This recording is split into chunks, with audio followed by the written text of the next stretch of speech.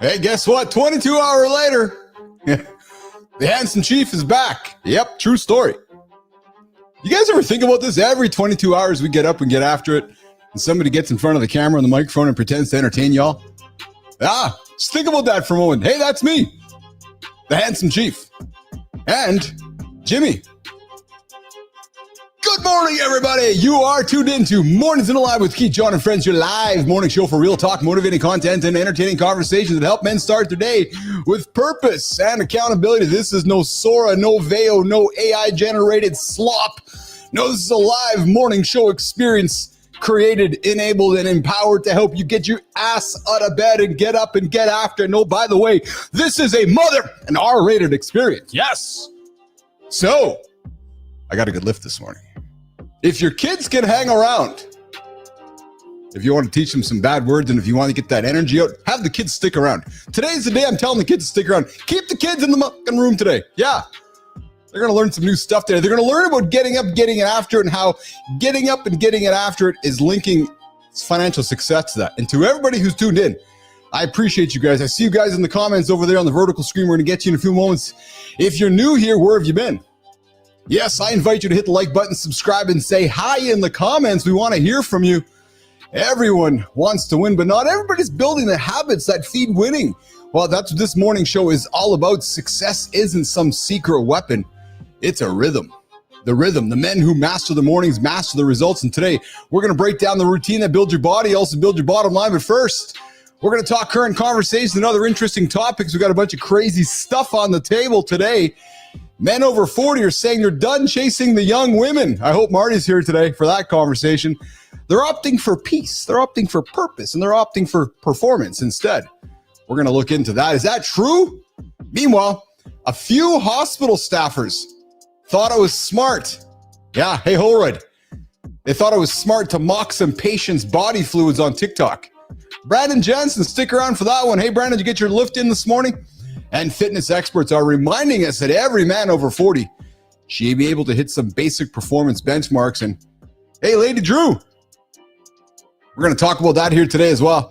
We're going to tell you exactly what that is, because what we do with our body says everything about what we're building with our lives. Coming up in the morning loop, fitness influencer created a protein bar that causes cancer. True story. They're like, hey, I'm going to make a protein bar for all you folks that want to get cancer. We're going to talk it down. We're going to talk about it. They sold right out of it. And then we're going to talk almonds versus walnuts. I teased it yesterday. Which one fuels your body? Which one's your favorite? I know what Johnny's is. Center stage, shame. We're going to talk shame today, guys. Shame, shame, shame. The silent epidemic holding men back. And then hour two, the deep dive, the morning routine of winners. We're going to talk a little bit about what it takes to get up and get after and get that morning routine that helps you win the day. Later, the return of the idea guy. Yeah, in the AI age, it's not just hard work that wins. I'd argue that it's not even imagination. It's actually execution. And we're going to cool down with the morning focus if you're waking up anxious. 5 morning habits that can calm your mind. And Maya is here to help us wrap it up at the community corner at the bottom of the second hour. All right, nation. Jimmy, is Johnny sitting in the green room? I don't know. I haven't seen him there. Let's get into it. Hey, Rahima, Melissa, nation, the morning loop. Baby, it starts. It starts right now. Guess what, nation? It's hump day. Speak for yourself. In my house, every day is hump day. Oh, you're kissing and telling now? Or is that humping and telling? Seriously, can we focus on our people? You started it, dude. Next thing you know, you're gonna ask Keith to put your head on Sora instead of his... Speaking of heads, good time. Well done using Keith and Sora, man. That was awesome. Loved it.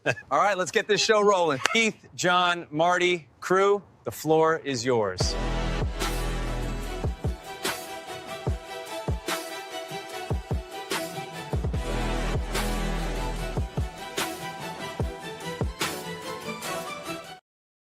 Thank you, boys. Thank you, boys. Preston and Sterling bringing us their conversational topics this morning.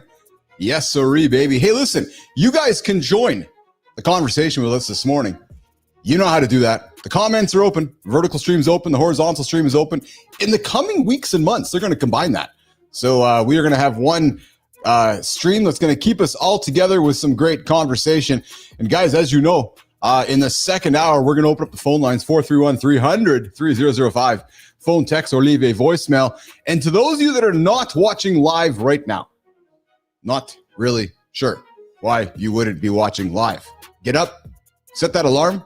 Yep, 8 o'clock Eastern time. We are here, live morning conversation to help you guys get up and get after it. Bernard, good to see you this morning, brother. I see you there on the horizontal stream. I know. YouTube's working hard on combining the streams together so that we're going to have one unified stream experience. I got to be honest, I'm kind of curious how they're going to do that. So what I'm suspecting is going to happen is they're going to have we're going to have one view, and you're going to see either a horizontal stream or a vertical stream on the one face there. So I'm looking forward to that when they bring that together. And yeah, Lady Drew, you're right. Memberships are available. And hey, something else they've offered too, guys. And actually, I just thought about this. Hey, Sullivan, good to see you this morning as well. I got a question for you guys. Melissa, myself, and Jimmy and Raheem were at a production meeting last week talking about the community here. And I would like to get some feedback from you guys. Question, if I put together a survey and dropped it off here in the comments, would you guys be willing to take a few minutes out of your day and complete that survey for us? What's it for? Well, truthfully, to learn more about what you guys are looking for. What kind of, obviously, we're creating content to create a community here, to create a massive morning show for those that want to get up, get after it, and, achieve their biggest, most audacious goals. And I'm thinking if something's interesting to Holroyd, or something interesting to Brandon, or something interesting to Lady Drew or Sullivan or Bernard, it's going to be interesting to somebody else, including somebody else. So we're going to drop something here, ideally tomorrow or Friday. The next couple of days, we'll drop something in the comments. Listen, this is not about gathering data and trying to understand what your underwear size is or what you eat for dinner. No, literally. Well, Melissa, maybe we will ask what they eat for dinner. But no, I'm just seriously enough, just want to know what buttons to push, what buttons more we can push, what buttons less we can push, so that we can keep creating this incredible morning show experience. And the best way to do that is to go to your community and ask the questions. So that's exactly what we are going to do this morning. All right, thanks, Petro. John Petrocelli is here as well, the bullshit professor. And hey, guys, I'm working on a segment. Johnny's going to like this one. And I've been playing with some naming for it. But I think we're going to lean into doing something called Did You Know? A Did You Know segment. Yes, almost like a bullshit or no bullshit. So something fun, something shorts-wise, and we are going to get that working on as well. Tell you what we're also working on. Hey, Jimmy, let's cue those Sora videos up. I want to talk about them for a couple minutes. So, hey, Richie, if you're out there listening, Tom Ritchie, Legacy's podcast, the greatest cannabis podcast on the planet. Richie's leaning into the Sora. Charlie, good time you out there, brother. Good times out there leaning into Sora. Uncle Keith, the handsome chief, his head is floating around the community on behalf of Tom Ritchie and Good Time. So yesterday after the show, Good Time got himself together and was like, hey, I'm going to make a video with Uncle Keith. And sure enough, Uncle Keith, the clown, was up there. Jimmy, let's run a couple of those videos before we bring Marty. Kept this for me, Cassandra. I was trying to protect you, Keith. Protect me or protect him? I have to know the truth. The truth will destroy this family. It's already in pieces. That was my hair from a couple years ago. Yeah, it's exactly how my hair was, Jimmy. I had a hairstyle I think Marty would appreciate, Uncle Keith there with that hair. He'd be looking at me like, oh fuck, man, that is white boy hair, Marty. That's the ultimate white boy hair right there. Jimmy, let's run the last clown one before we bring Marty up here. Hey everybody, we're back and I'm hanging out with Bubbles the Clown. Big weekend coming up, right? Yeah, we're setting up the big top at the fairgrounds. It's gonna be a blast. Love it. Before we wrap, I promised the crew I'd show off a little energy. Check this out. It's the only damn... Kindness Rising. Matt Roof's here too, 7:30 Eastern time. A kind guy. Love that guy.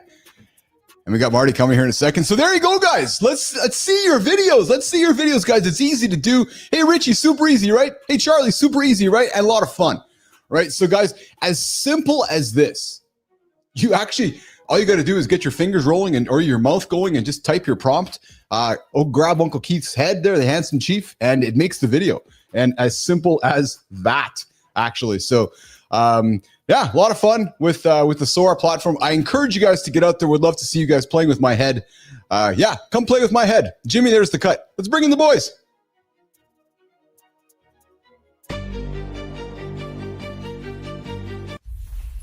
A protein bar that boosts cancer risk? That's a new kind of gain. Yep, that's what a fitness influencer actually did. We'll talk about it. Almonds or walnuts? Which one's the real superfood? Good question.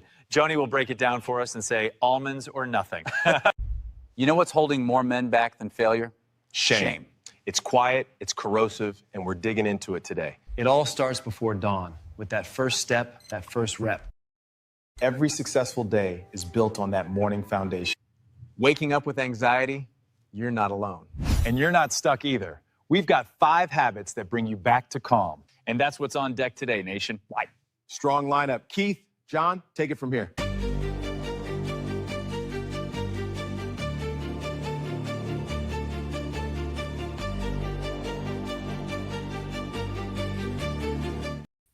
Morning, boys! Morning, boys! Morning, boys! What's happening, brother? Man? What's going Hey, on? how are you today? Hey, are the gay boys getting more distinguished? What? They look like I didn't notice the gray hair on one of them. You know what's funny is that there's a text from Jimmy and Melissa that Johnny didn't see the opener. There's some funny shit that dropped this morning with the puppy. I think I'll have to send you the clip this morning, Johnny. Is the puppy a boy or a girl? Melissa, so I don't know. That's a good question. I don't know the answer to that question. Well, you name it's a boy. It's a boy. It's a boy. Yeah, well, it's a it boy. better be with a name like Pitcher. Well, pitcher would suggest that there's a receptacle attached. The catcher would. Yeah, yes. Then I've really got to see how these guys operate. I got to see. I'd like to know, but I don't want to see it. I love it. I love it. Hey, Tom Ritchie, you keep getting the content violations. Eh? Yeah. Well, let's keep trying. A lot of fun with Sora. Hey, I don't know if you guys saw that. What happened? Who's getting content violations? Yeah, so Tom Ritchie, and so then Nation was out there making some videos with Uncle Cheat with my head yesterday, and I guess Ritchie was trying to make some videos, and it's the prompt. You got to be just fucking right with the prompt. Yeah, well, so when they launched the platform on the weekend, you were able to do everything. I was doing Ronald McDonald and a bunch of crazy shit. And I got a bunch of drafts sitting in my folder with a bunch of characters that I'm just kind of slowly releasing. But then since then, they've been putting the guardrails on to protect people's IP. But I'll tell you, man, it's fun. It's addictive. It's easy to do. It's just, I think it's a really fun platform to get on. It really is. It's a lot of fun. I can take a picture, like something of my own. Yeah. And ask it to alter it. And like, we can't do that. It's copyright violation. It's fucking me, for Christ's sake. Yeah. It's certainly an interesting time. I'm still waiting for Marty's head to show up on Sora. Still waiting for Marty there. Marty's not there yet. The young buck. Marty, what are you waiting for, brother? What the hell are you waiting for? I ain't waiting for nothing, man. I'm gonna get on it today, man. It's like you just gotta turn it on. You're like my mom. I'll wait till Monday, and I'm like, fuck, mom. What do you do? Just start now. Nah, you just got to stay on me about it. That's Hey, Mark, this is interesting. No, he didn't bust me up about this because I haven't fucked with it yet either, but he didn't say anything to me. Well, so I'm waiting on the old dog because I got to get the young dog here first. So I'm like, once I get the young Johnny, I know your limitations. I say that with love. You know what it comes down to right now, brother? My limitation right now is fucking time. I know. Yeah. It's just like, I was up at 1:45 today. Jesus. Trying to get all the website stuff completed and all this kind of bullshit after GoDaddy had bigger daddy come give him a spank and then tell me what to do. And my tech guy was like, this is bullshit. We don't have to do this. We can fight this. That's illegal. I said, look, I don't want to fight. I just want to avoid and keep doing my thing. Yeah, pain in the ass. That's absolutely for sure. It certainly can be a pain in the ass. Marty, how's your last 22 hours, brother? It's been pretty good, man. I had to. I keep saying this. I got to sit down and stretch more, man. I just been focusing on that. Oh yeah. Hey, Mark, you know where you're sitting right now? Stretch right now, brother. I'm telling you. Yeah. It's like literally just put a little stool out there, kick your foot up, between segments, switch sides. Like it's. I don't actually have it in here today, but I normally do. I have a little stool I put there, and then at the lake house, I have a little stool underneath. I just keep flipping my legs up. It makes a big difference just because you're multitasking. Yeah, no, I usually do it with my shoulders and stuff up here, but I had to sit down stretch for an hour yesterday. My workout short. Yeah, I just took an hour and just stretched. That felt great. So I got a lot of tightness in my lower calf. going down to my Achilles area, so it's kind of scaring me a little bit. So, you got to be careful of that, dude. Achilles is big fucking trouble. Exactly. So, I just been chilling out. Yep. I'll tell you what I'm feeling good about. You know what I love? I love the feeling when you're off lifting for a little while, and I've never been off lifting, but I was off more of the emphasis on heavy lifting, and I've I could say in the last maybe few months I've refocused my energy on heavy lifting again. I love, and I don't know if this is real, John, or this is bro science, but I love just this idea of muscle memory. What I mean by that is I got under the bench today. I felt just fucking strong, man. Good bench, just a good form. And you know what I mean by that? Where you're like, I felt like I was like 46 again. And just that kind of goofy feeling, John. You know what I mean? And you know what I mean? That, dude. I feel like I was 46 again. I love it, dude. Well, you know, Keith was a late bloomer to the athletic peak, John. You know. but I'm serious though. I was because here's truth, guys. Like there was years ago, I could not do a pull-up. John, don't laugh, but I couldn't do a pull-up. I could not pull my body up. Right today, I can crush. That's really fucking common, brother. No, I know we're talking about it today. We're going to talk about like just the kind of things that we all can do. That's really cool because I mean I can't even remember how many people when they give me their goals, one of the things they say I want to do a pull up for the first time. I remember with AJ Zeglin, he's okay. You're doing a pull up. I was like, yeah. And I can hang there and flop around like a fucking fish. I'm real good at that. My big gut, my big ass hanging there, and thinking I was all fucking huge, even though I wasn't.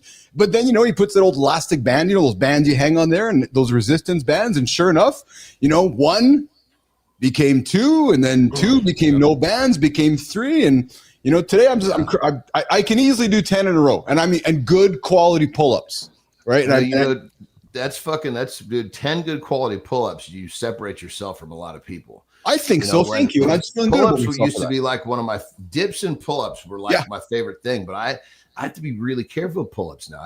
I've ripped both my lats on both sides doing pull-ups. Seriously? Yeah.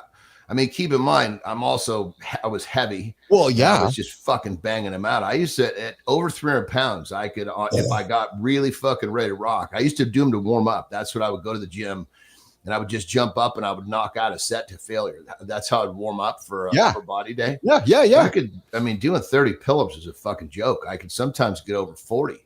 Wow. Granted, they weren't full range and I was pumping them out. It's one thing if you're trying to get 10 really good ones or you're just going for it. Yeah. But I don't know what happened. Then somewhere along the lines, I did one side and then I was like, God damn it. So I waited. I think what happened was then as I came back, I started to favor that side, put too much pressure on the other side, popped that one.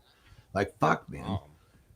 And so it's really fucking weird. So it's just like, and each time I did it, if you were to look close, I don't know if you can see here. Yes. You can see like this side doesn't come out as far. There's fucking tissue that ripped off this fucker. It's gone. So I want to I want to really simplify this. So you're literally doing you're doing a pull up, and you ripped your muscle, you ripped your lats in the middle of the move. It sounds like when when you rip a towel. I was just gonna. Sounds like that inside your head.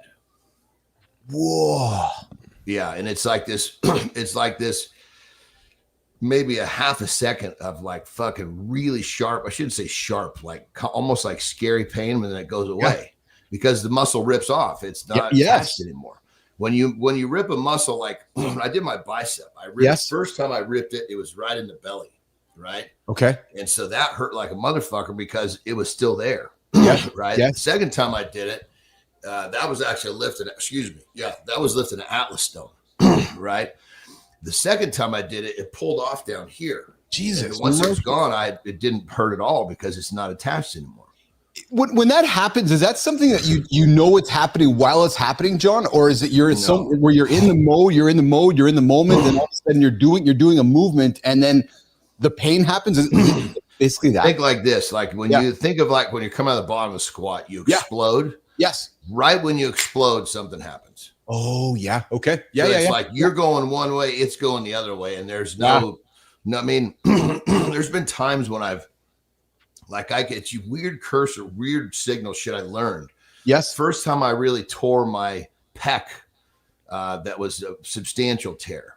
I was doing incline bench press. Okay. And I was fucking feeling really good. I was knocking out sets of 10 with 405, just fucking crushing it. And I was like, God damn it, my left bicep over here, my left bicep. I've got this weird feeling in my bicep. Yeah. I was young. I was like 23. I was like, my bicep. But I didn't understand at that time, you know, they're attached. So the bicep was telling me, hey, dude, you got a fucking problem coming down the pipe. Oh, yeah. I just didn't know the signal. Yeah. It got a little bit worse. The second set, the third one, fucking pow. Yeah. There goes the chest. Marty, how about you, man? Have you ever experienced any of this yourself? Nah, most of my stuff has been lower body. Yeah. Turf toe, hamstrings, yeah. quads, hip, lower back. Nothing up top though. The only thing I had I did have a bad shoulder fracture. I was going up to dunk, and this guy he ended up making it to the NFL. Actually, he fouled me hard. The NFL, not the NBA. Not the NBA, the NFL. Oh, big old motherfucker then. Ended up going down face first, fractured my face. You can still see it to this day. You know, it's a little uneven here. Fractured my face, fractured my shoulder, and was out in the season for about a month and some change. You were what for a month? I said I was out. Like I couldn't play. I couldn't practice or anything. I couldn't go to school. I couldn't do anything. I couldn't read. Wow. We got a question for Andersen for Brandon. Hey, Johnny, how much do you weigh right now and your body fat? I don't know. I don't really track my body fat much. I only weigh myself a few times a month. Yeah. But I'd say right now I'm pretty fucking lean. Yeah, looks like it. Like you can see like right here. Yeah. Like, like there's not much like that's kind of a good judge. There's not much in those pockets. And I can also see like in my lower back, you can actually see the bottoms of my lats. So that tells me I'm tight. Yeah. I'm about 270. Oh, there you go. You know, okay. Yeah. At you know, anything above that, I'm not really lean. Gotcha. But then funny enough, it takes me I have to go down to about 260 to get this really lean, and then I fill myself back up a little bit. That makes sense. Yeah, 100%. And hey, and Brandon, just because I play a role of John's assistant along the way as well, making sure you guys have connected off show. So Brandon, if you haven't, make sure you connect with Johnny so Johnny can help you out. Speaking of Andersen, YouTube's launching private members, creators live streams. So in other words, we could take this live stream public, and during the live stream, we can say, okay, guys, in the next 5 minutes, we're taking over to a private stream, and those that are members can get over to it. So that's becoming really popular right now. Yep. Well, and I'm telling you guys, it's just if anybody reads in between the lines, all you got to do is the 2 weeks ago the announcement from YouTube of where the direction they're heading, and it is live. It's live because AI generated content is words now. Right. If you want to have a real experience, it's a live conversation. So they're also enabling your ability to. So, for example, they're also going to turn on the ability. Let's say Brandon Jensen and John Petro. Let's say John and Brandon were doing their own live show at the same time. They could actually join our live show at the same time, and we could stream simultaneously and have it back and forth. That's crazy. They're doing some really cool shit. Crazy. Yeah, they're doing some really cool. Oh, Mike Sullivan, dropping the bomb, baby. Sullivan, I appreciate you, man. Wow, that's exceptional stuff. I thank you so much, man. I really appreciate that. Hey, Sullivan, Sullivan, I know you were trying to hook up with my website. We had to change the web address. I'm not sure if you were aware of that. So it's the web had to change versus when I originally gave it to you when you're going to grab some shit. So if you're good, if you need some help, let us know. There you go. Hey, back to the injury thing, the weirdest one ever. Yeah. Right. Yeah. So, when you guys you've done something where you get that thing. It's like you just stop. Right. Absolutely. Like, it's that muscle pull, tear, whatever. We've all had something like that. Correct. Yes. Okay. So I'm in a contest and it was a rising bar deadlift. And rising bar deadlift. Okay. Yeah. So it starts at 700 pounds and it goes up 25 pounds. And if you can do it, you come back in, right? Once you can't do it, you're out. And so basically in a lift like that, you're looking at, okay, how many points do I need? Because you fucking kill yourself on a big deadlift, especially if it's early to contest. You got stones coming, truck pulls, all sorts of shit. Jesus. So I was like, all I need to do is hit 8. And with the field that's gone, I'll have enough points. I only need to score this high in this event, right? So anyway, so 800 pounds, I'm fucking pulling this thing, and it's coming up over right as it comes over the knee. I get this feeling in my left hamstring. I feel this I feel this pop. A pop is, I guess that would be the best term, pop. I didn't hear tear, right? And I'm like, but I didn't let go, right? And I finished the lift. And I was like, fuck, I got my points. I knew I was going to be holding on. You know, I mean, even if something's going wrong, I'm holding on. That's just the nature. I needed that lift, period. End of story. But if I had really fucking ripped something, you can't hold on. It's like, it's almost like a reaction. You know what I mean? Well, yeah, because your body's saying you can't hold on. It's telling you not. If it's a bad rip, if it's a little one, you can hold on through it. But if it's a bad one, but to fucking a pop is usually that's something detached. Yes. You know what I mean? Yes. So I finished the lift, and I'm sitting there, I'm waiting for the judge to give me the down signal, and it's all kind of slow motion. I'm like, what the fuck just happened? Because I was able to, that was a big pop, and I was able to hold on. And I'm trying to figure out what the fuck's going on. You know what I mean? Yeah. And so my coach is over there. He can't even tell anything happened. Right. So I'm looking at him. It was all in my mind. Right? I mean, it was happened, but from the outside, he couldn't look. So I put the bar down, get the signal, put the bar down. I'm walking down the steps, and I'm like off the stage. I'm like, fuck, my hamstring feels okay. What the fuck's going on? And I was like, I couldn't figure out what it was. Right. Well, fucking next morning, I figured out what it was. I had ruptured a fucking disc. So what that was, it's like a jelly donut. Yeah. Right? Yeah. So, yeah. And I didn't figure this out the next morning. I realized what happened. I was like, oh, I fucked my back up. But the surgeon actually told me what happened. When I explained it to him, he goes, okay, then what you felt was this. Because the jelly donut, the disc ruptured right at the same spot where the S1 nerve was. He goes, so what you felt was that jelly come squirting out of there and fucking popped the S1 nerve, which then sent that feeling down the back of your leg. God. Jesus mercy, man. You know, Marty, so if there's anything I love with Andersen is that I call him the human experiment, because the guy's body.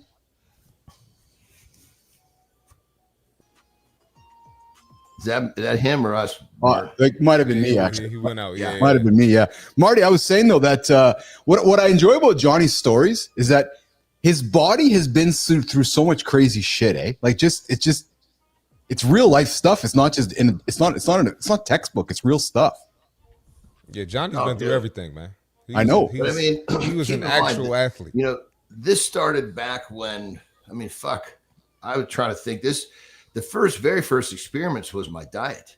You know, I started eating, 500 grams of protein a day when people didn't know they thought, that extra protein won't turn into energy. Well, I'm doing it. I feel fine.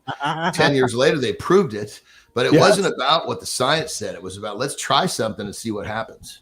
Well, that's what I love, because now, we have something in our circle, Marty, where we can always just tune into what. So there's the textbook, there's bro science and speculation, then there's reality. And I get to the point where when you're all about the jelly donut, like to be able to describe that, like some doctor can say, well, this might happen, that might happen, but to actually go, no, this is what's going to happen, this is what it's going to feel like, and this is like just that whole descriptive process is pretty awesome, man.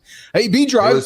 Go ahead, Mark. It was kind of crazy. It was when he explained that to me, it was like, fuck, that was like because when something happens in your research, in your discovery, you're always trying to understand all these signals. Understanding the signals is like the lifeblood of the experimentation.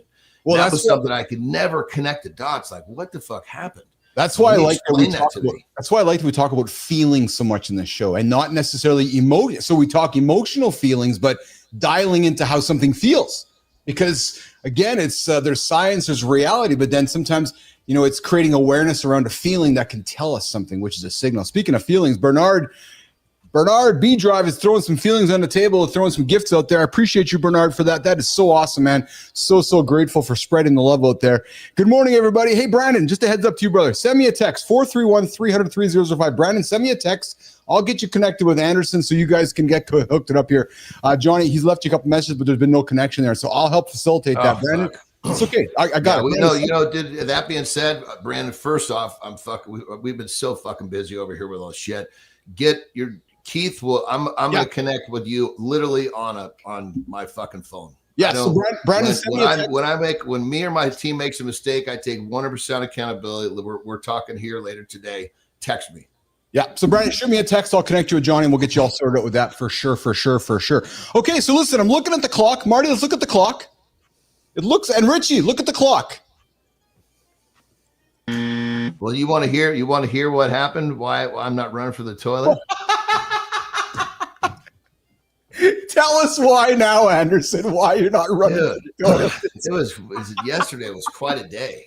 Fuck, man. Jesus. So I started off with all the bullshit that I was dealing with. Yeah. Right. You know what I mean? Yeah. And it was in I don't know what it was. The last 36 hours, I had some fucking loose shits. Which is for the most part, I'm pretty good with my stuff, and but once in a while it happens. I figure, well, I must have eaten something. Yeah. And dude, it just yesterday got fucking so bad to the point where it was like, it goes from like a log to a cow pie to stew to soup to now it's broth. Well, I went all the way to the broth. And I was like, motherfucker, dude. And at that point, you're just pissing water and you're tired because you can't hydrate fast enough. Yeah. The fucking burning butthole because it's been wiped too much. I'm even using the fucking bidet and it doesn't help. Anyway, so funny enough, I was like, okay, I got to put some of my stomach so to settle it down. So I ate an avocado, just fucking turned it off like a light switch. Really no kidding, eh? Yeah. Well, funny enough, the other discovery I've done was actually lime juice. We didn't have enough limes. I was like, I'm not going to get what I need out of these 5 limes. I need like a half a glass, like 4 ounces. So anyway, so I ate this. So it boom turns it off, right? And then this morning, obviously my system was completely clear because of all the fucking broth that I pissed out, which is actually kind of good because it's a full. Talk about like a colonics from the inside. You know what I mean? And so this morning when I got up, man, I had like the fucking most glorious, like religious experience type dump, and it fucking just gave me one clean shot, which is pretty fucking rare. Marty, I would love to hear the words in your brain right now. Thanks for the lesson, man. Now I know. Dude, this morning was like, this is what it was this morning. It was one pitch, one swing, and a fucking home run. That's all it was. 3 actions. Speaking of pitcher, I think pitcher is going to make an appearance. Jimmy, let's show Johnny pitcher. I think pitcher is ready for us right now. That's not pitcher. That's not me. That's 431-300-3005. Jimmy's got pitcher, I think. Jimmy told me he's got pitcher somewhere. I don't see a shaft on him. Do you see a shaft? Pitcher. Marty, do you see a shaft? Oh, yeah, there he goes. There's pitcher's little shaft. I don't see a shaft. Yeah. Oh, there he is. He's a cute little guy. John Petruccelli, the human experience. J.A. was like Mikey on the old white cereal commercial. Yes, Marty, you would not know what we're talking about. Johnny would certainly know. Mikey likes it. Mikey likes it. Mikey likes it. Where all the kids would use Mikey like the guinea pig. Mikey likes it. Oh yeah, fuck yeah. That was so. I guess in those days there was no such thing as viral, but it was viral. That was 100%. Johnny, Marty, it was a fat kid essentially. Johnny was always a fat kid at the dinner table, and anybody that wouldn't want to do nothing, the joke was give it to Mikey because Mikey would do it. So, and I can tell you, I was going to say, John, I could relate to Mikey. I think you probably could too, right? Oh, yeah, so it was that kind of shit. Mikey gave all of us fucking poor little bastards someone to relate to. Yes. Speaking of relating, Johnny, I got something real quick. Because I don't have to take a dump doesn't mean I don't have to take a piss. Okay. Well, listen, I got something. I got a segment. You got that all out your system. Yeah, you go for a piss because we're going to start the chat with Marty while you're listening in because it has something to do with this. Why men over 40 are no longer interested in women in their 20s. Men over 40 aren't chasing 20-somethings anymore. Turns out priorities change when connection starts to matter more than novelty. For a lot of men in their 40s, it's not about youth anymore. It's about depth. Right. Shared experience beats chemistry that burns out in a month. A lot of men in their 40s aren't looking to teach someone how to live. Yeah. They want a partner who already speaks the same language. Yeah. For a lot of men now, status isn't the currency anymore. Stability is. And real is the new measure of success. It's not a midlife crisis, it's a midlife upgrade. Evolving with intention. Keith, John, what are your opinions? Marty, what's your thoughts on this deeply scientific discussion that men who are older now, and I'm looking at you, my brother, because you're the younger buck on the show here, but and I know you were dating a young lady probably in her 20s, but does this kind of make sense to you as you'd think you'd be aging? You're like, yeah, I think I can see how priorities would change. There's factors to it. You know, I think it varies. Yeah. But it just depends on what the man ultimately wants. You know, I think now there's probably more separation between Gen Z and millennials, because I think 40s is still millennials. Oh, yeah. I never thought about that, too. Yeah. I think there's probably more separation now than ever. Is that right? You think so? Absolutely. Economy's different. You know, a lot more people still live at home with their parents. And I think that maybe this is not a knock against women at all. I'm not. No. This is just real. But I think a lot more women are looking for someone to come and take them out of their situation. Like, do you think? Yeah. So you know what I mean? I do. And I'm pausing because I want to be selective with my words, because I don't want to, again, like yourself, I don't want to be dismissive of our female audience and the lovely women out there. I got one more thing too. Yeah, please. And now that there women in their 20s, they're more on social media. Yes. So they expect more fairy tales and unrealistic things.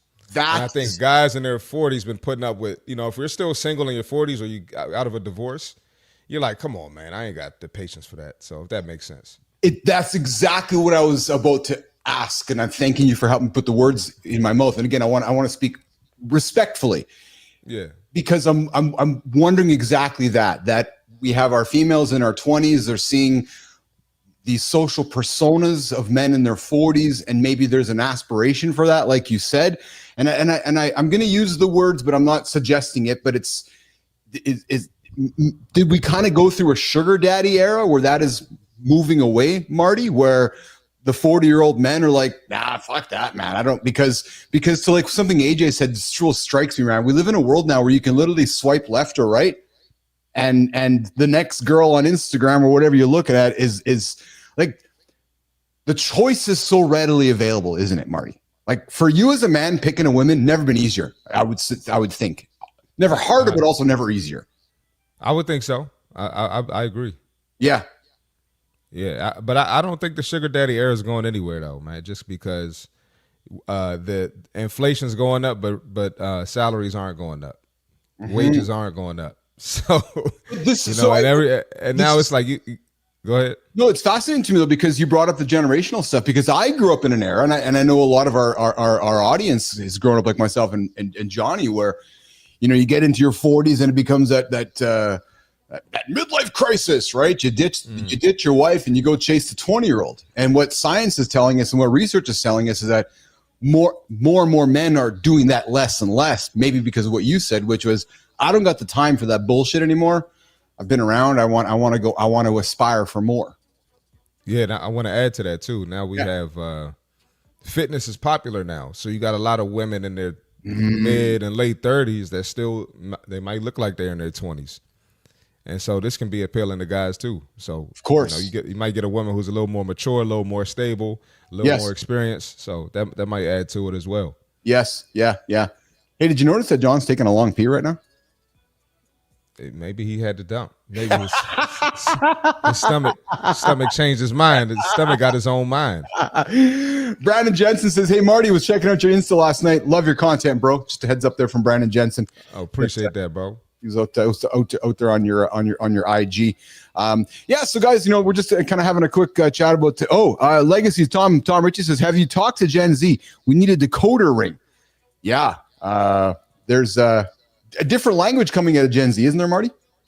Yeah, most of the women I talk to are Gen Z. Because I'm like at the tail end of millennials. Yes. if right, I think Gen Z starts at what 20. They would be what 28 now or something like that. So Something like that. Yeah. a lot of women I talk to are in that range. So yeah, and there's a difference between me and them. So I can't imagine somebody 40 trying to talk to them. It's like a whole different world. Really? Oh yeah, for sure. In what? And so I'm fascinated by this. In what way? Like, what's the most unique way that's different? Like you notice? Well, if you have a conversation, I'm assuming back in the day you would have a conversation over like music and TV shows. Yeah. Now it's like social media. Their algorithm is completely different. Like I'm learning stuff I might learn something from a woman who's like 28 and she ain't that much younger than me.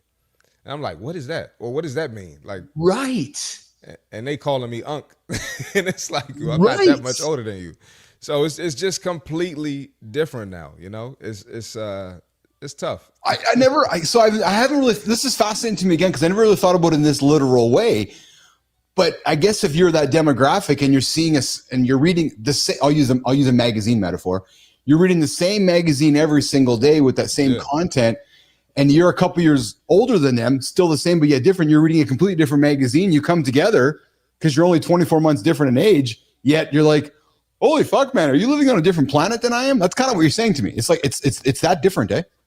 Yeah. Like, so let's say, I'll talk to you and Johnny about, like, I can relate to Arnold Schwarzenegger. I know who that is. Yes, right? yes. I know some of the guys because we came up on television.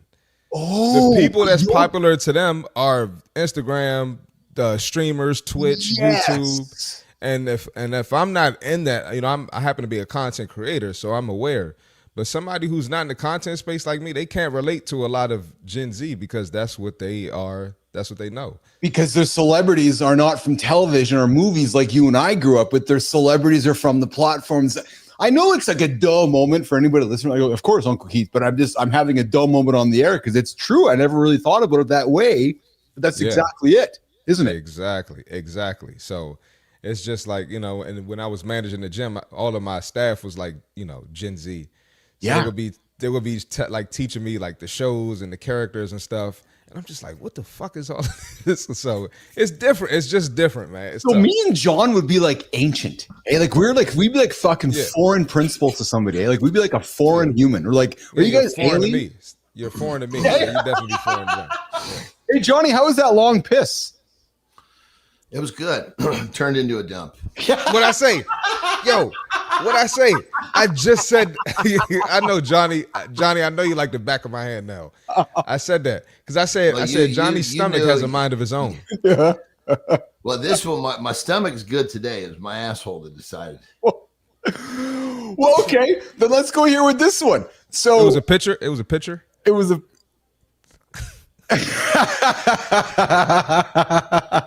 Hey, Johnny, I know you're an almond fan, and I know you're a walnut fan.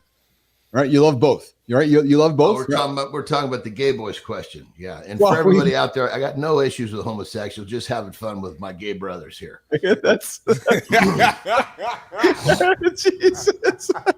Marty, John's been under the conversation for the last 4.5 minutes, and he just jumps in, and we're both like, what? Hey Marty, Johnny, any comments on the men not chasing the young women anymore on that conversation? Surprised by it?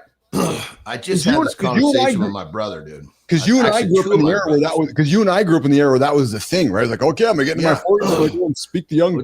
I just had this conversation with two of my brothers. Yeah. Fucking crazy. So and I got fucking lucky, I'll tell you. Like I said, because the way the time of Terry and I lined up was perfect. So I got to exclude myself from this conversation.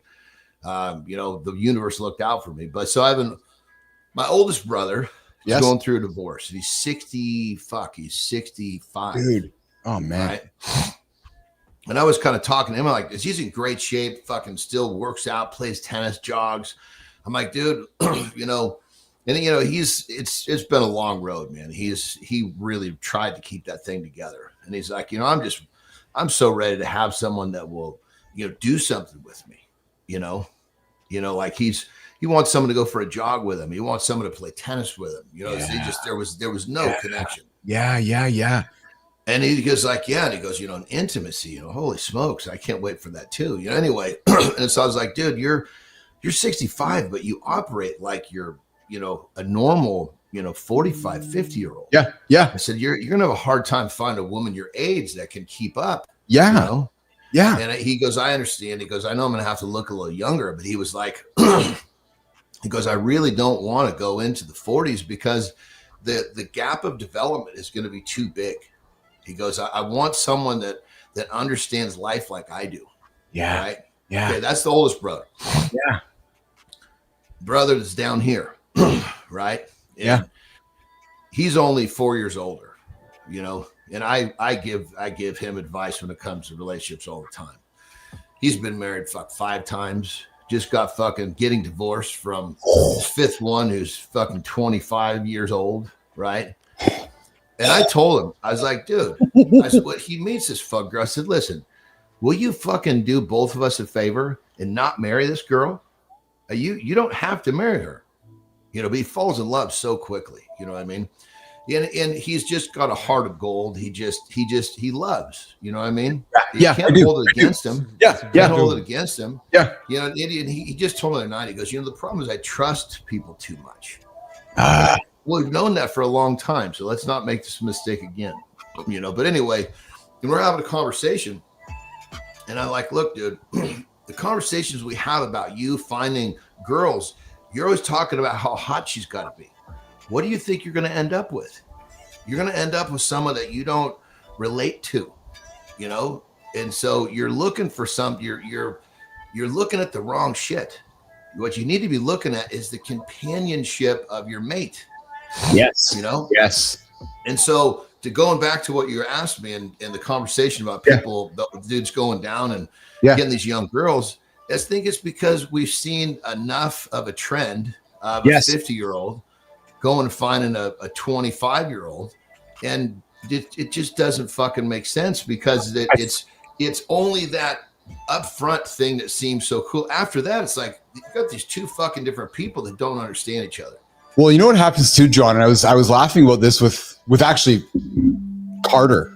In a subtle way a few weeks ago that, when we drove out there to take his girlfriend out to go see him, John, when we're young, right, it's physical, it's intimacy, it's sex, it's all that kind of shit. But when you pause, you're like, okay, wait a minute. That whole experience is going to take, let's have a joke here, 8 minutes, maybe 15 minutes, maybe 30 minutes. Okay. So 30 minutes out of an entire month of how many hours? Or out of an entire week. So it's funny because when we're young, Marty, I'm being serious, Marty. Right now, you're like, okay, it's awesome. But to John's point, man, that 8 minutes. Okay, I'm done for the week. I got to live with you for the rest of the week before I can have 8 minits again. So you really got to ask yourself. John, it's like a trophy. It's like, fuck, dude. Yeah. You're okay. If that's what you're looking for, don't fucking make a relationship and a marriage out of it. Yes, it doesn't make sense. Yes, it's like what the fuck. So.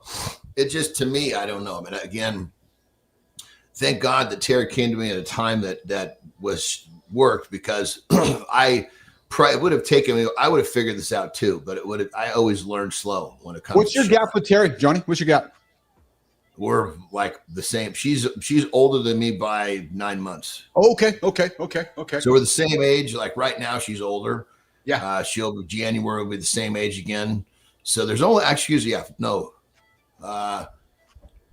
because she's September 1st, 71. I'm January 8th, 72. Oh, yeah. There you go. Yeah. There's only we're only 4 months apart. Not even 5 months. Not even 9. Excuse me. Tom Ritchie coming in saying, let's face it, older women care more about their health these days than the younger ones. It's hard to argue with that. Marty, I would think you'd probably agree with that. I would think. Yeah, they're a lot of them still don't understand that surgery is like a quick fix. It's not a long-term thing. So you still got to take care of yourself with even if you get surgery, And because your mom gets up and gets after it, and I've seen a picture of your mom. Your mom goes hard, right? And she's and she's got her shit together, got herself sorted out.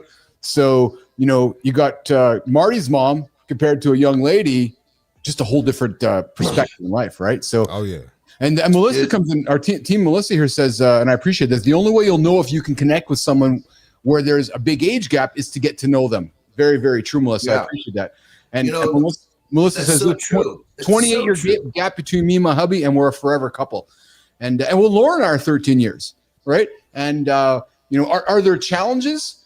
Well, sure, there's challenges in any relationship, of course, but you talk through them, you work through them, and you discuss them, right? And there's certain keep times in mind, yeah. that's 13 years. When we're talking about a woman in the 40s and 50s, that's women age, not age, they develop faster. Yeah, so Lauren's a mature woman. pretty good. But we're talking about 20s and 50s. Oh, I'm with you, brother.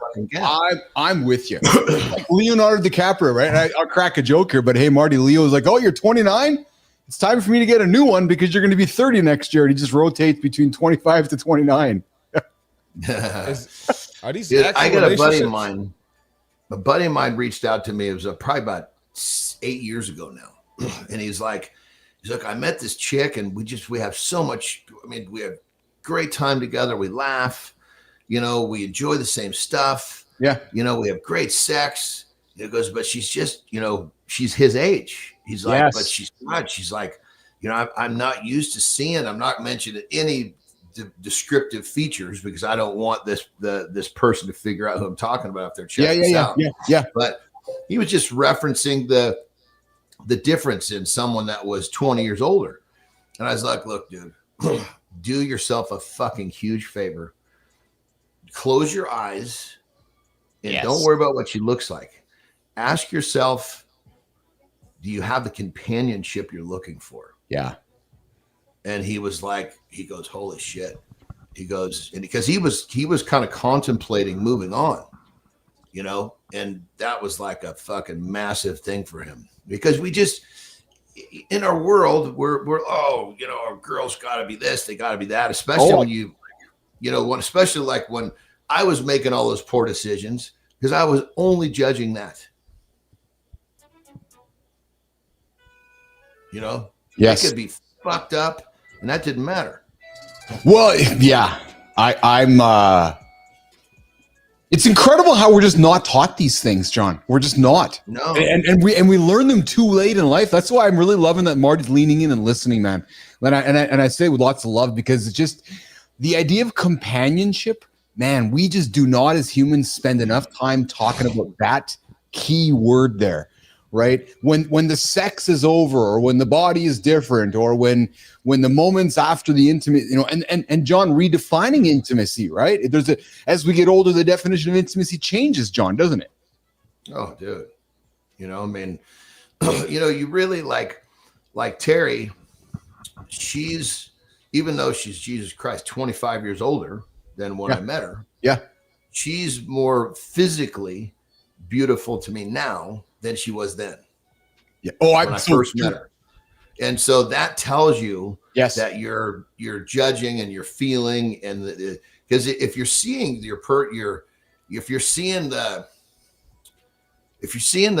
person age like physically and that's bothering you, you are fucking missing the boat. 100%. Like I'm gonna be totally fucking blunt here. My blood dad. Yeah. He was probably a huge part of why I was after the wrong thing in a female because my stepmom, she would come to me when she needed help with him, and she's like, he wants me to lose weight and he's putting me on the scale every morning. Oh my! And I was like, you're kidding me. And I was like, and I said, okay, I'm going to come over. I'm going to talk to him. And I looked, I said, dude, what are you doing? I said, okay, first off, stand up and take your shirt off. So no, exactly. Okay. What are you, do you think that she's going to feel good about herself when you force her to get on the scale every morning? And if she's a pound up, now she's all fucked up because she thinks that you're not approving. I said, what is wrong with you? Wow. What would make you do this? But in his mind, he was trying to shape and mold what he needed out of his wife. What he needed out of his wife. Yeah, it was fucking unbelievable. Yeah. I mean, I knew that he was attached to the physical things. There's no question. Anybody knew. But to go that far, it's like, man, you are just fucking not understanding, the other human being. Holy shit. Good morning, everybody. Hanging out with Keith and Marty here.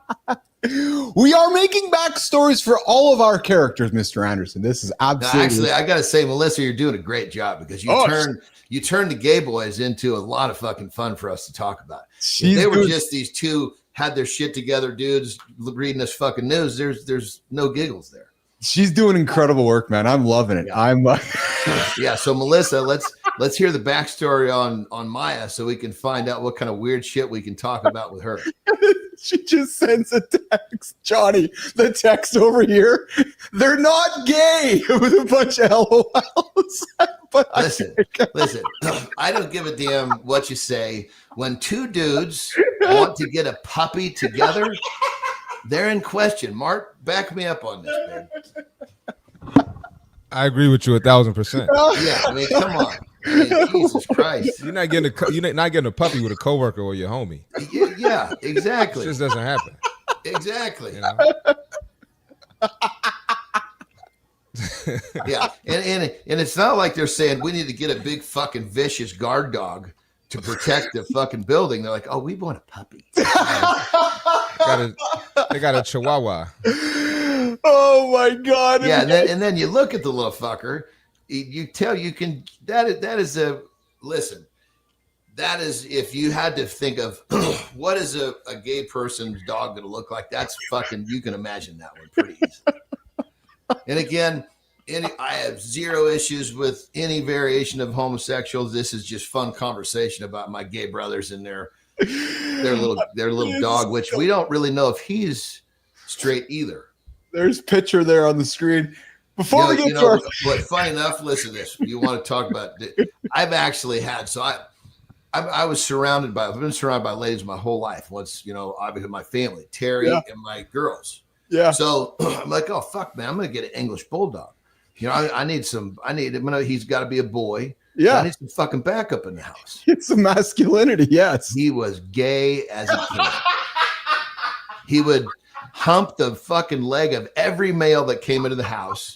There was here's how we know. We would never hump a female's leg, which was actually pretty cool. I was like, okay, you got some manners, dude. Good job. The neighbors, we owned the house next door. So we had some new renters coming. They got this really cool little French bulldog, a female. She goes into heat. He doesn't care. She's rubbing that thing up in his face. He's just looking the other way. That boy was scared. Clearly, John has been impacted. I was like, Jesus Christ, your manhood's not in question anymore. I know for sure you're not my backup. Jesus Christ. So good. Hey, before we get into shame with the silent epidemic of shame, Johnny got a question for your brother. If you're okay answering it, we got a question from Tom. W for John, if he's cool with answering. Do NSAIDs interfere with any peptide effectiveness like BPC and TB repairing the meniscus? NSA, just so I'm totally up to speed. I'm like, want to make sure I'm not confusing that. So he wrote down in the comment. I want to be specific, John. He wrote in the comment, do NSAIDs, so NS like north south, and then AIDS AIDS interfere. So do NSAIDs interfere? And I'm not sure the type or if that's specific, but do you know that? Do you need more clarity in that question? Well, I want more clarity only because there's so many. Once you start getting into initials and shit, it could be there's a lot of variations, and if there's a typo, like there's just so many things that can go in. So I need more information, but there are always things that you got to watch for. But I stuff like I think he asked about BP, BPC and TB. So very, very few things conflict with those two, but I still want to know exactly what he's asking about before I give him any sort of an opinion. Cool. So let's do this then. Advil. So, he wrote down.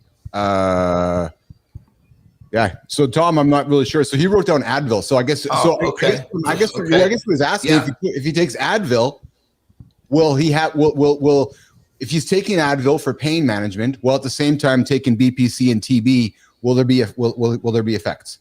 Well, the first answer is no. Second answer is you won't need that fucking Advil real quick. There you go. Okay. Because those two put together heal so quickly, reduce inflammation so quickly, you've taken that Advil for something that's not right. Well, those two are going to go in and send message to whatever wrong saying, hey, let's clean this up. You won't need that shit anymore. Dude, Advil chews up the fucking stomach lining. Actually, to be totally honest, the BPC will help heal his stomach lining because the stomach lining gets destroyed from Advil and Aleve. Oh, interesting. Cool. Yeah. Both my helped. Parents had to stop taking that because they'd taken so much that they had blisters on the stomach lining. Yeah. He's referring to Advil, ibuprofen, right? So, all right. Before we get into shame, just a quick little comment from me. I just want to throw it there because every now it seems regularly I'll get a text from people, somebody listening to our show. I got a wonderful text last night from somebody else. Name will remain nameless because I know he listens. I just want to say thank you, man. He's like, hey, I hope you're doing well. Thinking about you and Carter and your family. Hope you have a great trip this weekend. But, because I've been sharing with you guys my journey, kind of, with my dad and my kids and all just my feelings. So it's really cool that somebody who's listening yesterday just sent a note to say, hey, man, I heard your show, heard your conversation, and just thinking about you. So I just want to say thank you because it's awesome when it's just really kind out of the blue. All of a sudden you get a message from somebody that said, hey, I heard your show and I heard you're kind of going through shit. So I just wanted to say thank you for that message, which made my big time. All right, Jimmy, let's get to the shame, the silent epidemic holding men back and how we can break it. Let's have a conversation about shame with myself, John, and Marty. Jimmy, let's do it. What if the heaviest thing you're carrying is a secret you don't even know you're keeping? For generations, men have been taught to be strong, silent, and self-reliant. But what happens when that silence becomes a prison, isolating you from the connection you crave? Groundbreaking research reveals that the pressure to man up can actually hold us back, creating a cycle of anger and disconnection that's difficult to break. But there's a way out. It starts with a single conversation, a moment of vulnerability that can rewrite the script of what it means to be a man. Ready to break the silence? Join us on Mornings in the Lab to discover how. Let's talk about shame, guys. Marty, where's the first time you experienced your own shame? And I know this is somewhat of a sensitive topic, and we might not want to share some things, but but in the same breath, I know this show is all about sharing and inviting others to share. So as comfortable as you are, let's talk a little bit about shame and where maybe you found yourself going, well, fuck, man, this isn't working, and you had to either look in the mirror and analyze your own truth, or even make changes. Let's talk about it, Marty. I don't know the first time. I mean, I'm a man. It's been happening my whole life. Yeah. But probably, the story I shared with you all recently when, I quit that general manager job. Yes. Yeah. And, it wasn't lining up with what I wanted and ultimately in life. Yeah. And, I was looking at my time and I just felt like I wasted so much time and, probably that. And I just said, hey, I got to walk away. Some of the tasks that I had to do, I felt a little remedial.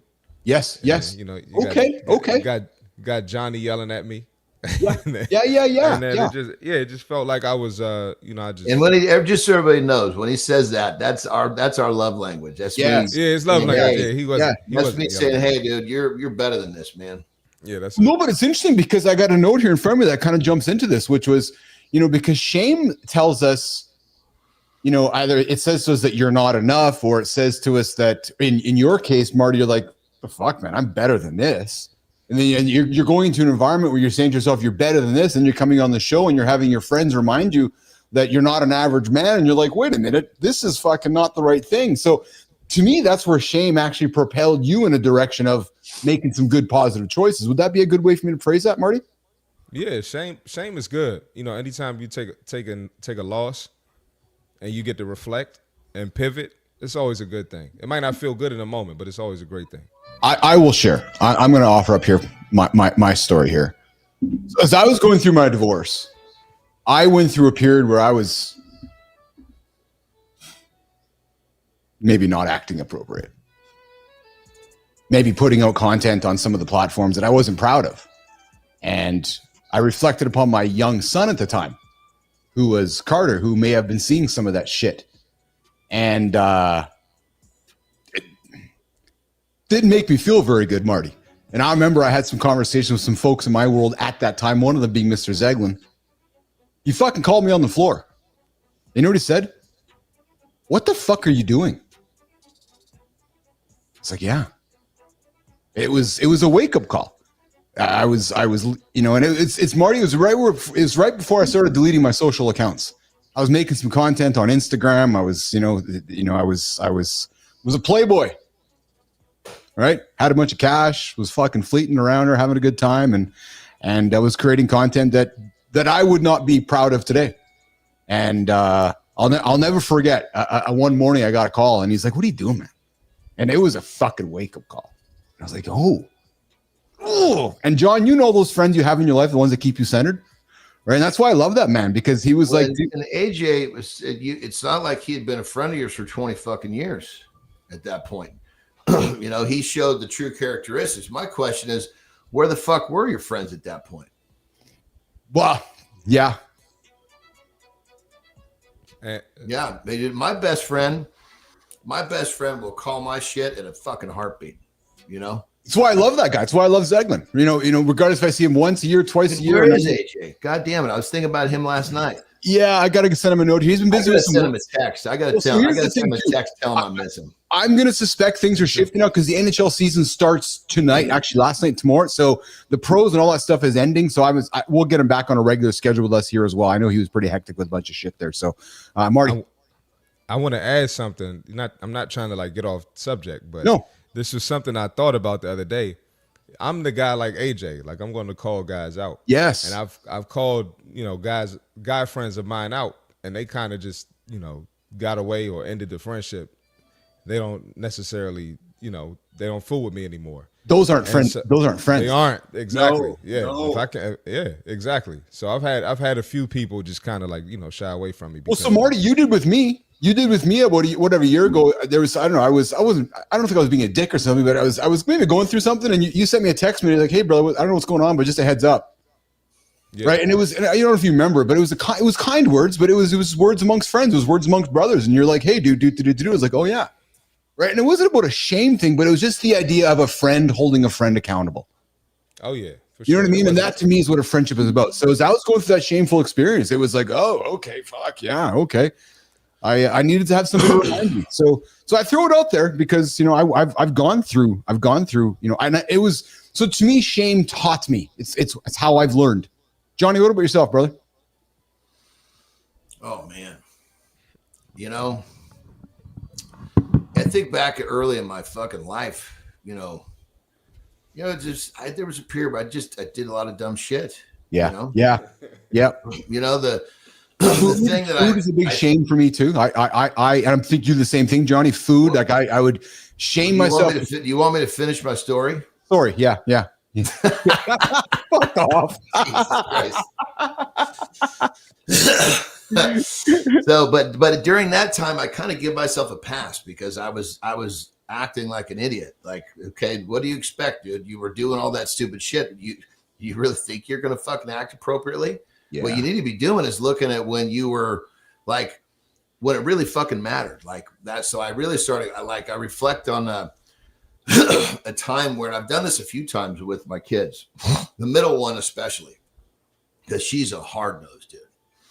And anyway, so I actually went to her and I sat her down one day. I said, "Listen, I'm not sure if you remember this. I hope you don't, but I just want to apologize for this situation because you had done something, and at the time I didn't get it, and I think I probably should have, but you did something that really was not that big of a deal, and I overreacted. I really let you have it, and I let you have it in a way like you were fighting back, and you weren't even fighting back. I don't know what the fuck was wrong with me. I way overreacted, and it was just like, I still think back to it. I mean, until I sat her down and apologized, I used to get kind of sick when I think about that. And I can remember exactly where I was. I can remember the fucking music on the car. I can remember the little bridge we were going over when I really opened up on her. And she goes, "Dad," she goes, "honestly, I don't even remember." I said, "Okay, well, if you ever do, I want you to know that I'm sorry. I didn't act appropriately." You know, I'm walking towards you, Anderson, because you. Okay, I guess I'm back up on the table here again. I was you. I've been you. Out in my garage. Carter was 5 or 6. I fucking snapped, man. I have shame about that, and I haven't talked about that. I haven't talked to Carter about that. Maybe like yourself, Dude, John. go do it. It's going to be like medicine. I am medicine. Actually, because I'm getting goosebumps. I'm actually going to start to cry here. I remember that moment, Marty, as a dad. I don't know what it was. Regardless of the details, I fucking cracked, man, and I just fucking snapped. And I was not cool to him, Johnny. I wasn't. Yeah.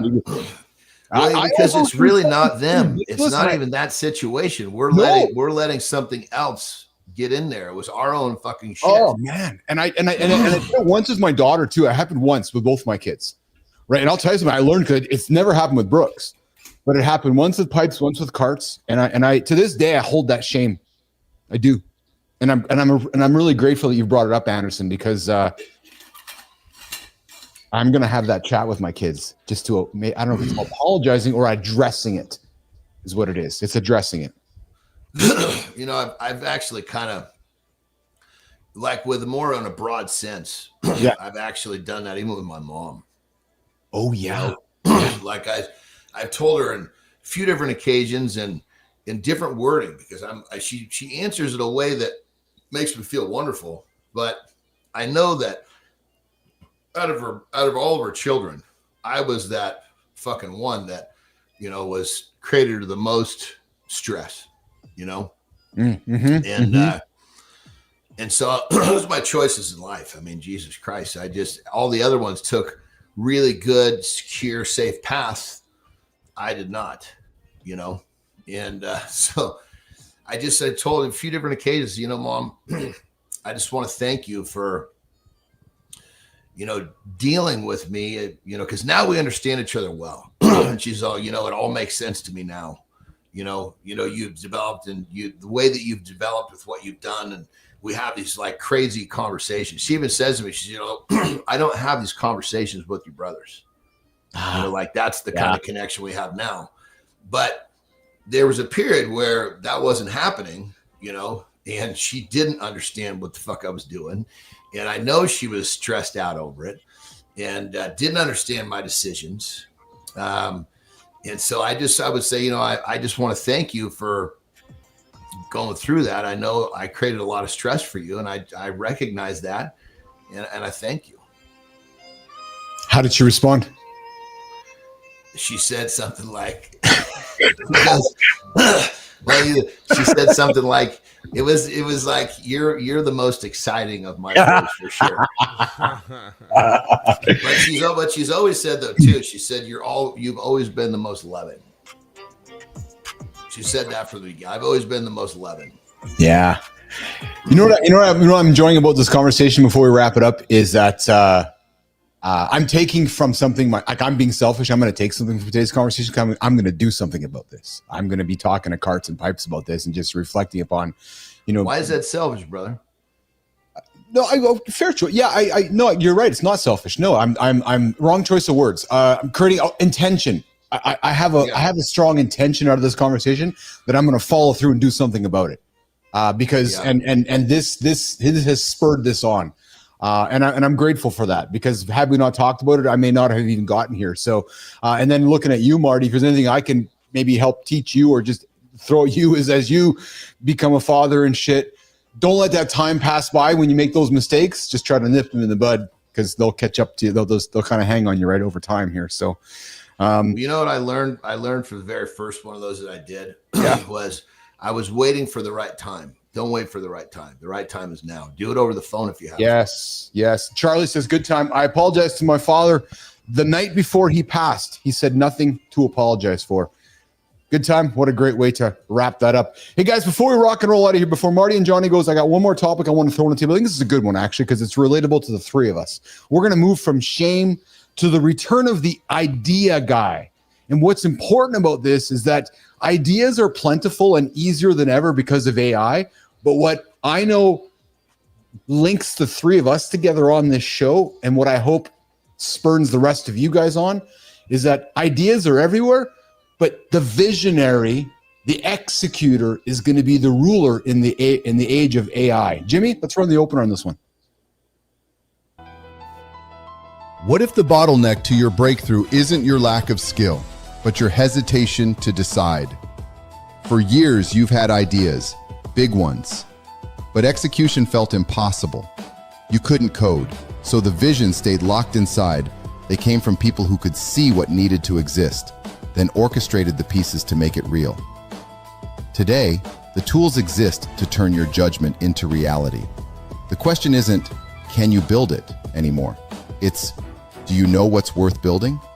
Your vision is the new currency. Time to claim it.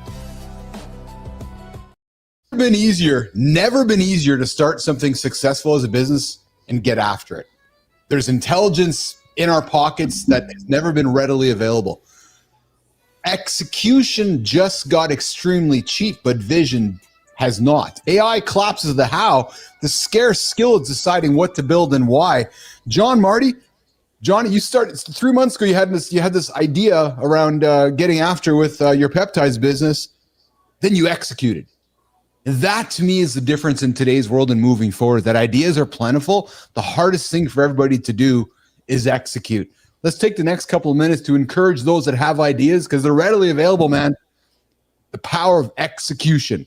Marty, you're executing. You know, you've been hanging out with us. We've been doing this thing for a while now, and you went through your GM job. You're like, fuck, I'm feeling some shame about this. And Johnny's giving me some gears with some shit. Like, I'm fucking executing. Marty Media. Fuck, I'm executing this. Talk about the power of execution, guys. It's all about movement. You know, you take that first step, you know, and it feels good. Yes. Like, even if you take the wrong direction, you're going to figure it out in motion. You're not going to figure shit out sitting still thinking about it. Can I correct you, Johnny? Is there not correct? Can we play with words here? I don't know if there is a wrong direction, John. Because if you're moving, and maybe I think you might want that word back. I think if you're moving, you just said it. If you're moving in a certain direction, you're going to eventually find whether you should go left or right. It's a play on words. It makes people think like even if they do it wrong, they're right. Yes. Okay, good. The idea of getting moving. Yeah, I don't give a shit. As long as I'm moving, I'm fine. But most people don't understand that. So if you tell them, it's like with my clients, say, look, last thing I'll say before we get done with that initial setup, say, look, Keith, I need you to do me a favor. Yeah. Please go fuck up. Just tell me what you fuck up with so I can help you. Yeah. I need them to feel comfortable stepping. So when you say wrong direction, who cares if you go in the wrong direction? Just start moving. It makes them feel comfortable. They can take the first step. But when you phrase it any other way, now they're still thinking. Marty, in a world of AI where the ideas are plentiful, and like we were talking yesterday, you can get an ideas, you can learn, you can expand upon that. The flip side to this, are you finding it harder to execute than ever before? Because there's a squirrel over here, there's a squirrel over there. It's like, I got an idea over there. And maybe the flip side is it's harder to execute now, Marty. No, I think it's easier to execute, but I think before the AI becomes effective, you got to have that foundation. You got to have the foundation of discipline, consistency, work ethic. And if you apply that to the AI, the sky's the limit. And I've been, it's been 9 days since I started? Yeah. 9 days since I started. And the amount of conversations I've had, phone calls, a couple closes, is I couldn't do that without the power of AI, but I had my foundation developed already. Yes. That's awesome. So guys, let me invite you to consider this as a wrap up this conversation and wrap up with John and Marty here this morning. And Jimmy, if we got Maya available, let's maybe get some Maya up here. Let's show Johnny and Marty Maya if we have something up there. But guys, listen, tools follow vision.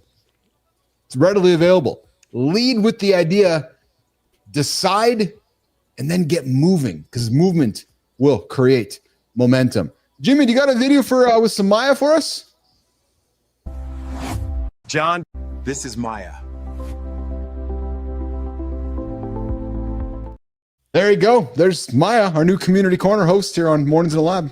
Well, we're basically representing all of the different types of people around the world. So good shit.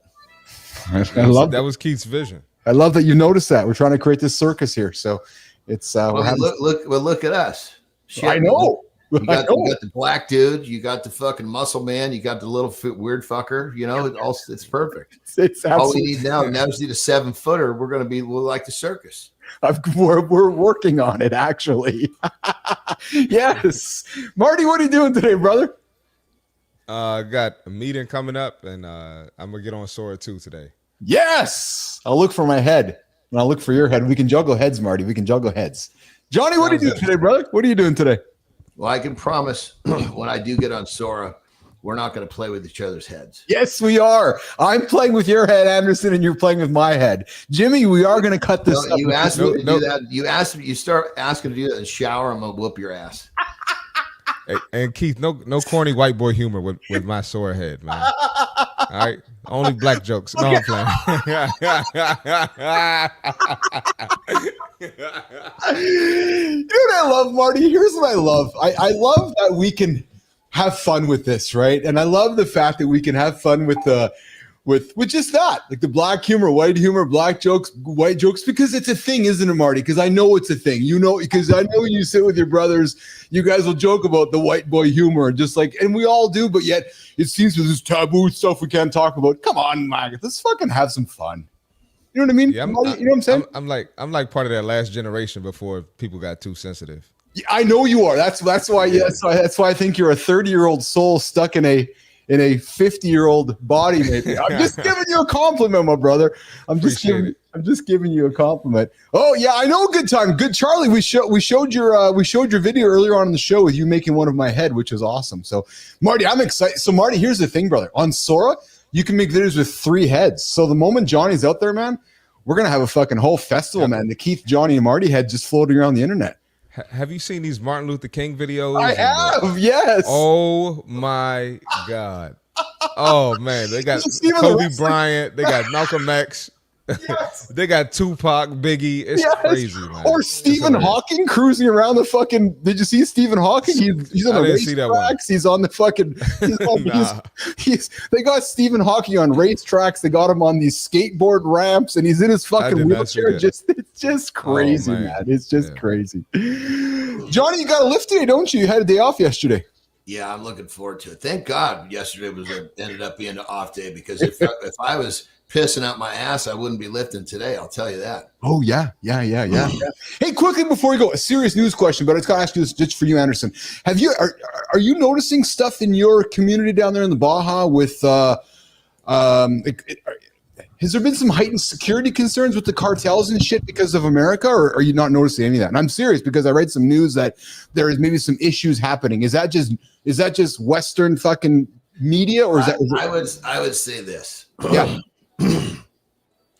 Well, I'll even better. I'll do it with a question. Yeah. Do you believe everything else you see on the news? No, that's why I'm asking. But I'm asking because you live there. So, and I'm just, that's why I'm asking. Just fucking flop that in the fucking mix with everything else to keep doing. Gotcha. Yeah. Yeah. The silence speaks volumes with John and Marty and Keith on Mornings in the Lab. I love it. You kept this from me, Cassandra. I was trying to protect you, Keith. Protect me or protect him? I have to know the truth. The truth will destroy this family. It's already in pieces. Awesome white boy hair, man. I had hair like that, brother. Yeah. I believe it.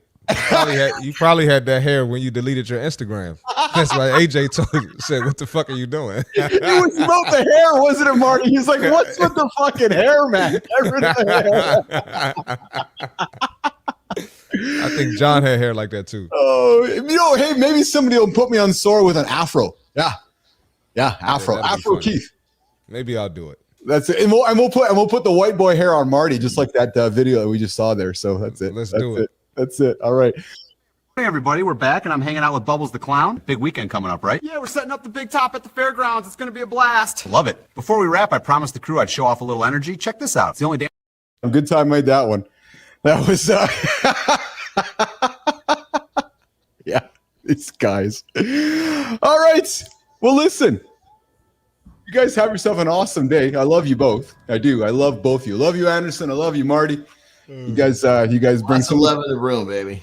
I love it. You guys bring so much joy to my life, man. I love getting up here. And you know what's funny? I was having this conversation with Lauren yesterday. I until you do this, nobody really can understand. And John, what I'm going to say next is that it's hard for, I think, humans to wrap their head around what I'm going to say next. Every 22 hours, 5 days out of 7, we get up behind this camera and light and entertain.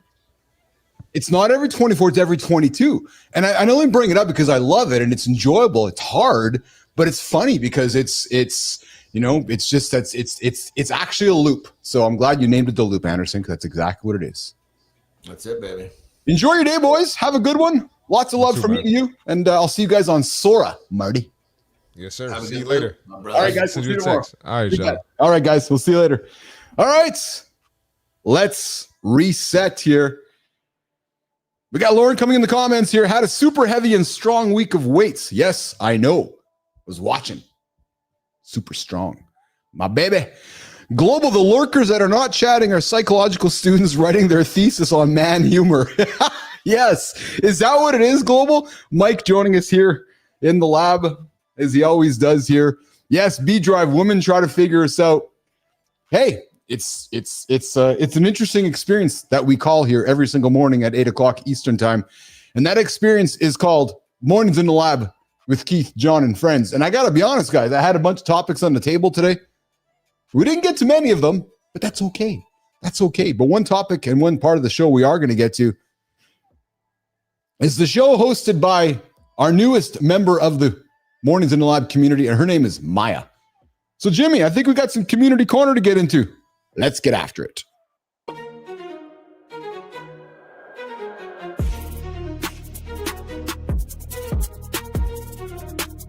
The world glorifies grinding harder, waking up earlier, and pushing through pain, but almost never talks about recovery, rhythm, and restraint. Today's community stories look at that other side. We're talking better sleep, smarter toughness, and leadership that actually matches how human brains work. It's time for the Community Corner Nation, where we connect YouTube, LinkedIn, and Substack on Mornings in the Lab. There we go. Here we go. We're going to start on YouTube, guys. Thank you, Maya. Thanks for setting it up. The newest member of the Mornings in the Lab community, the wonderful Maya. Hey, Melissa, Maya needs a last name.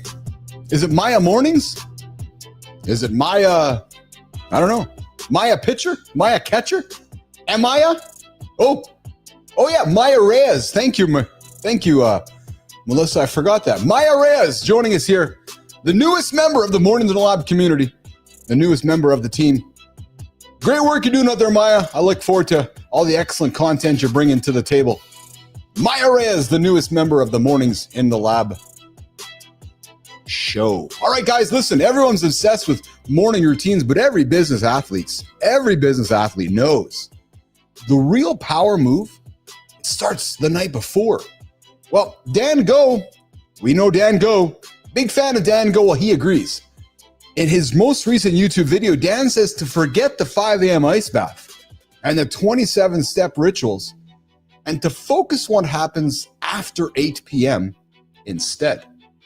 He breaks down a science-backed nighttime routine that's built for busy parents and entrepreneurs. Get sunlight early, ditch the caffeine afternoon, dim the lights, blah, blah, blah, blah, blah. All that. However, maybe you want to consider not having some food at night. Maybe you want to have no screens before bed. Maybe you want to think about a soul decompression time before reconnecting with the partner, because relationships need rest too. What's Dan's result? Better sleep. Perhaps maybe a calmer morning. And no pressure to hack your way out of exhaustion, trying to catch up. So maybe, as Dan would say, maybe the successful morning starts the night before. Think about it. I'll tell you what we're going to move over to is Substack. When to push and when to stop with Steve Magnus.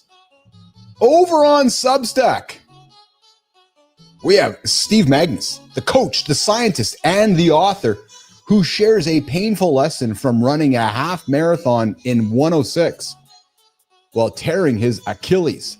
Ouch! Yes, That race cost him his Olympic dream, but it taught him what real toughness looks like. He's learned that it's not about how much pain you can handle. It's about whether you can stay clear enough to make the right call. He warns about goal lock-in. Lock the goal, where you become so obsessed with finishing something that you ignore danger signs. Think about this. Think about Everest climbers that are pushing to the summit when they should have turned around. That's the mindset. So the best performers know when to grind, when to flow, when to slow, and most importantly, they know when to quit. I don't know. Is quitting a methodology that we subscribe to here in the lab? Because quitting's not about weakness. Quitting might be considered smart, period. So next time, nation, that you're pushing through and your gut tells you maybe it's time to pause, I invite you to ask yourself this. Are you chasing a victory or are you sabotaging some longevity? Because you can't have both. All right, keeping it rolling, guys.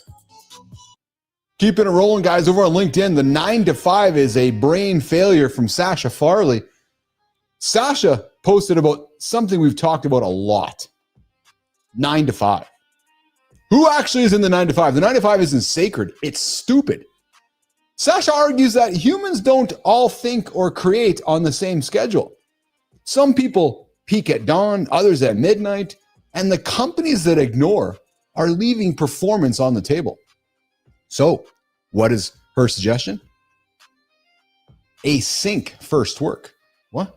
Yeah, asynchronous first work. Measure outcomes, not hours. Let people run when their brains are on.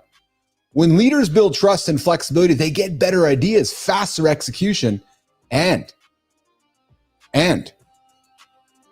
happier teams. So, it turns out that productivity isn't about presence, but it's actually about alignment. The smartest leaders? Nah. They're not the ones that are settling into hours. They're the ones setting people free. That's it for today's show's Community Corner. We gave you 3 stories with a red thread. Performance isn't all about pushing harder. It's about learning to work in rhythm with yourself. If you want your story featured on the Mornings in the Lab Community Corner, follow us on YouTube, Substack, and LinkedIn, and tag us in your next post.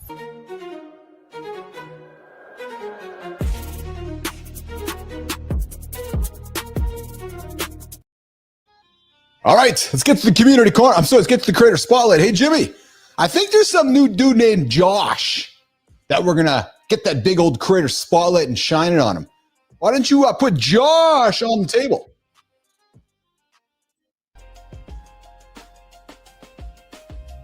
What if one idea could turn empty parking spots into a citywide opportunity? In the heart of Winnipeg, a young founder saw potential where everyone else saw pavement. He started hustling at 20, learning the ropes, failing forward, and building his first media company from scratch. Each venture sharpened his instincts, from creative storytelling to solving real urban problems.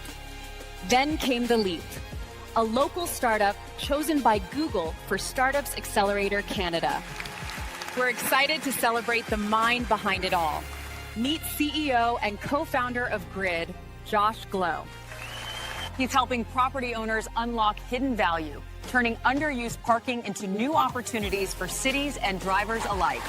Didn't wait for perfect timing or the perfect place.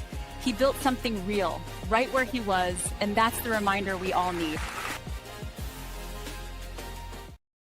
Maya Reyes celebrating Josh Glow. That is awesome. Thank you, Maya. Josh Glow, surprise, my brother. Hey, I'm in Winnipeg too. Josh, yes, I'm just down the road. What's shaking, my brother? Hey, Josh Glow is solving problems that most people drive past every single day. What started as a creative hustle in media turned into one of Canada's most promising prop tech stories. He's taken underused parking spaces, literally empty lots, just empty pieces of pavement, and turned them into living, breathing assets for property owners across the country. It's easy to talk about innovation. It's easy to talk about ideas. We just talked about visionaries and ideas.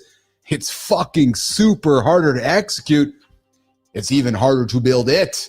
But Josh, he's showing what can happen when you bet on your city, your people, and your purpose.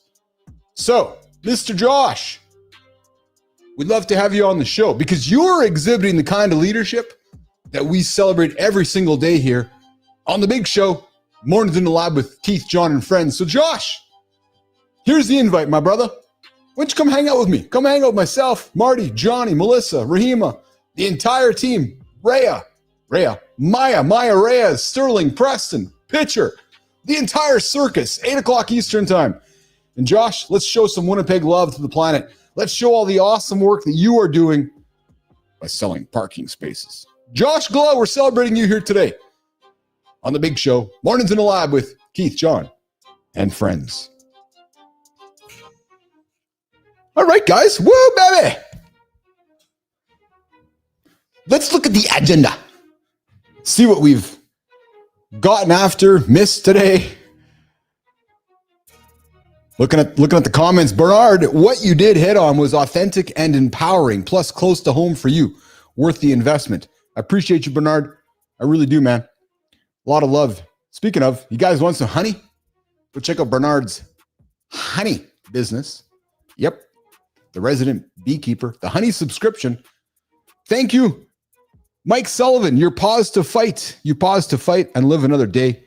And Mike Sullivan, did Maya say Falling Forward? I've heard that's an awesome book. Thumbs up. Failing Forward. I think it's Failing Forward. 100%. What else we got here in the comments? Lady Drew coming at us as well, guys. Hey, listen. Hey, Drew. Why don't you make me a Sora with my head? Yeah, true story. Let's see that. Let's get that Sora rolling. We got Kindness Rising. Some call it making amends. Sincerity and courage is the key. I'm with you there, my brother. I'm completely with you there as well.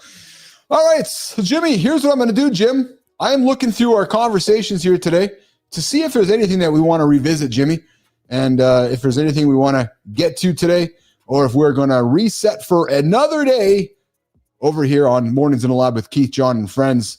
Just looking back here. And, I got one, Jimmy.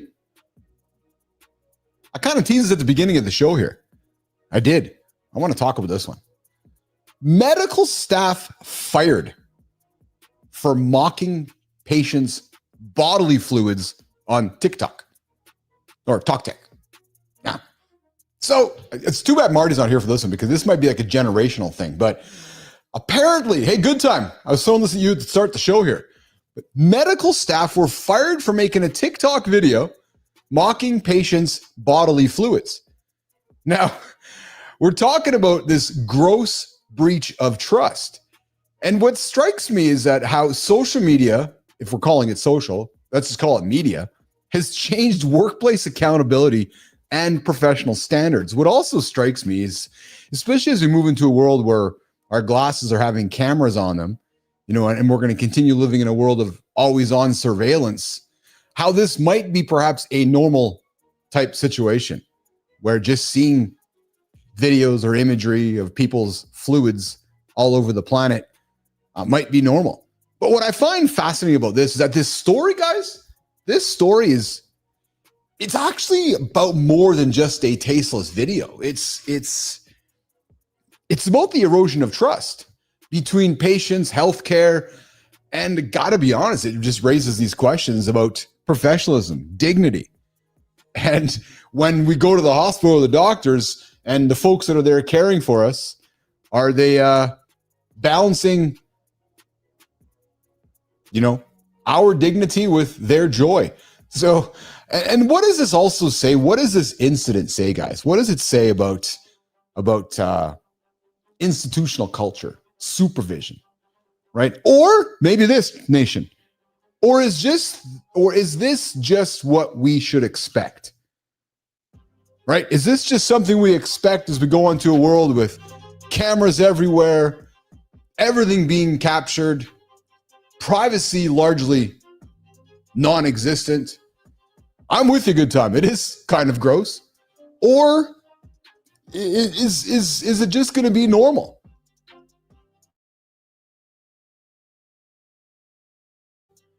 And yeah, it was mocking patients' bodily fluids.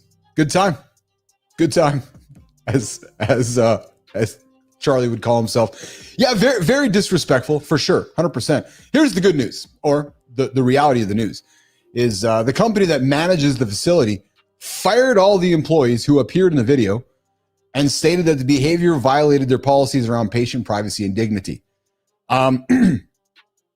No shit, Sherlock. Yeah, no shit, Sherlock. Let's fire these asses. I'd be firing their asses as well. So guys, think about this, right? Be mindful of what you post online. That moment of poor judgment can have lasting consequences for the career and your reputation.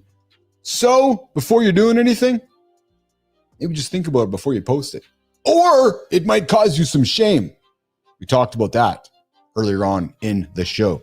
Looking at the comments here, we got Global. Never mix personal with business. Well, you know what, Global? I don't know if I fully agree with you there, brother, because I think the lines have blurred with that. I don't know if there's such a thing where personal and business is different anymore. I think we live in a world where they're largely interchanged. To me, this just leans back to perhaps common decency and integrity around a human being, right? But then again, we're living in a world now where there seems to be all that lost. So perhaps this is just a normal situation, right? What? Global. The checkout cashier does not know what I'm going to use the jar of Vaseline for.